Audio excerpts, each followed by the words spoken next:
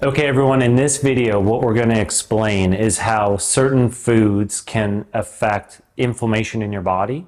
And I know it looks like there's a lot going on in this diagram, but I know I can explain this so that it'll make some sense. So essentially what this diagram is explaining is something called leaky gut syndrome. And so when I've had patients that have had lots of inflammation in different parts of their body, and let's say they're not responding as quickly as as I would normally expect them to, I often start thinking about, okay, there's probably something else going on in their body that's creating a lot of the inflammation. And this stuff has now been confirmed by a lot of different types of doctors studying different types of disease processes. So we know that there's a lot of immune response and inflammatory response to different foods that we eat. And now we have a better understanding of how this actually all works in the body.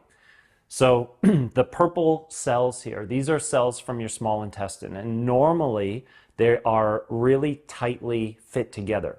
And the reason they are tightly fit together is to keep particles and microbes and things on this side, so they kind of continue moving through the digestive process and get eliminated.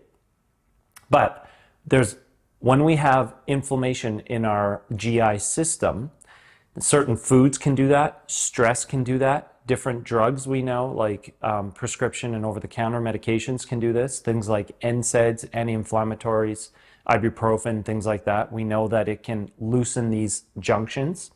So then what happens is material that's supposed to stay on this side, it actually goes through the junction and it ends up in our bloodstream. And so once something's in our bloodstream, and if your body doesn't recognize it, it creates a response. So that's your body's job.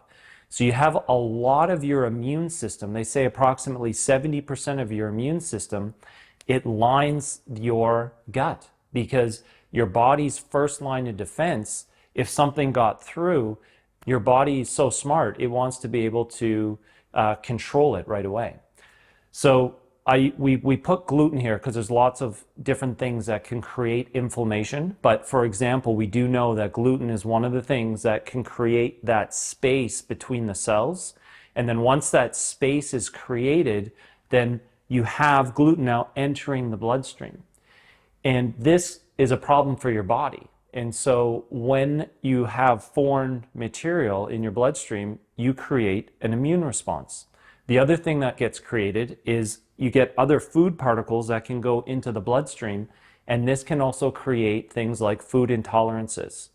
So the problem often when we find these people or these patients that have, multiple joints that are really, really sore, or we have patients that their x-ray findings don't really match the level of discomfort or the level of inflammation that we're observing in the body, we know that this is part of the problem.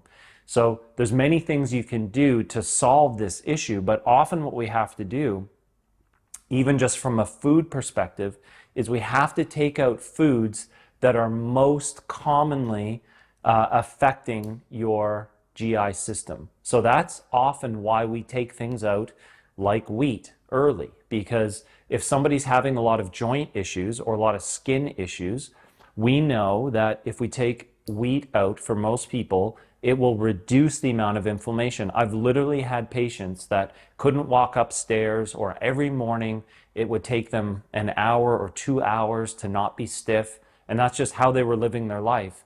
And in 4 to 8 weeks, I've had patients that were on prescription medication for inflammation be able to get off that prescription because their body's not inflamed anymore. Your body will respond really quickly once we take out the offensive foods. So it's not going to be like tomorrow, it's not going to be like a week, but it is common that I would see within an approximate 6 to 8 week period that somebody starts feeling a lot better when they take out a lot of these offensive foods. So the tricky part is that the list of foods could be different for every single person. And so this is where it becomes a little challenging to say there's one diet for every person, because that's not necessarily true. We know there's a lot of factors that play into this. We know that for some people, they have a better tolerance for things like dairy versus other people. And all of this can even go back as far as, were you breastfed? Were you, given a lot of prescription antibiotics as a young person? Because these types of things can affect your GI system, and they can affect these junctions. And so because there is no one size fits all approach, what we try and do is we try and give recommendations that say, okay, let's take out the most offensive foods, or the foods that most commonly create inflammation in the body, take them out for a period of time. And then slowly what you can do is you can add in foods, anything that's suspicious, after approximately 4 or 6 weeks. And as long as you give it 3 or 4 days in between, you can actually start to figure out what foods your body might be intolerant to. So really common examples. We find most people, not everybody, but most people will notice a difference either in their digestive system or in their body, their mental focus. Something noticeable if you take out wheat, okay? Wheat for a lot of people is very offensive. It's not just the gluten. There's other reasons why that is. It can have a huge effect on your blood sugar levels too. So for those reasons, we often say, okay, let's get wheat out of the diet. For a lot of people, we would take it to the next level and say, let's get out as many gluten-containing grains as possible. So those people would take out oatmeal, and they would take out barley, and they would take out rye and things like that, that also have, they're not wheat, but they have gluten. The next level, some people have to take out even other grains. So usually rice is not offensive for people, but sometimes it is.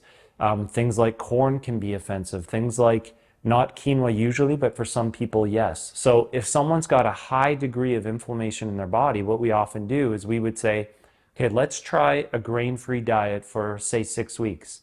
And after 6 weeks, if you want to try and reintroduce the least offensive ones, so let's say you introduce rice, okay? And then 3 or 4 days later, you don't notice any inflammatory response, you don't notice any gut changes, you don't notice any joint stiffness, it's probably safe. Then you would maybe add something like quinoa back if you're eating quinoa. And so you can go through this process. Then maybe it's oatmeal. Now, I never recommend people just to go back eating normal GMO wheat and things like that. Once in a while, it typically won't hurt people, but I do have a lot of patients that they'll eat really clean for 6 weeks or so, and as soon as they eat, one piece of bread or one sandwich or something from the drive-through, they'll have a GI response immediately. And that's how sensitive your body can be, because if you clean your diet up and you get everything clean and you add that back in, you might get something right away. You might get some type of response right away. So other things for some people that can be offensive and inflammatory, we often see dairy for some people.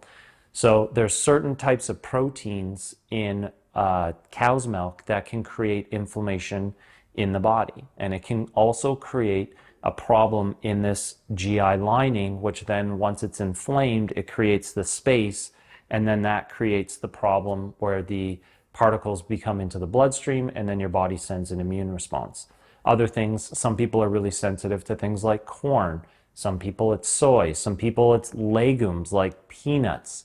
So again, it's really, I don't want to get too nitty-gritty here because that's not the purpose of this. I just want you to understand how this works and how the foods that you eat could affect inflammation levels in your body. There is one more group of foods that we call the nightshade vegetables that I have seen affect people, especially with arthritis or arthritic type symptoms. So these are the nightshade vegetables would be things like tomatoes and potatoes, eggplants, peppers, spices like paprika, things like that. For some people can be very offensive. I've seen about 10 or 15% of our population that if they eat those things, they become very inflamed. So if you've never done a elimination diet where you've taken out wheat, you've taken out dairy, you've taken out corn, you've taken out soy, you've taken out legumes and things like peanuts, you've taken out those types of products, and the nightshade vegetables, sometimes it's eggs as well. So there can be a process where you take all that stuff out for approximately 6 weeks and then slowly again add it back, and you're looking for a change in how your body's either digesting food, how your body feels, how your energy is, and how your joints feel. And that's often one way that you can figure out if what you're eating is controlling or contributing to the inflammation that you have. Having said that, there's also functional medicine doctors, naturopathic doctors that can walk you through this process, that can also do testing. They can take blood samples, send it away, and they can often tell if you're having an immune response to different types of foods. There's testing out there that's available. So if you think this is part of your problem, then I would really recommend you follow up with a naturopathic doctor or a functional medicine doctor that can actually do this testing and get to the bottom of it. Because if you get your digestive health and you get your gut health really strong, you can eliminate a lot of the inflammation that's going on in your body.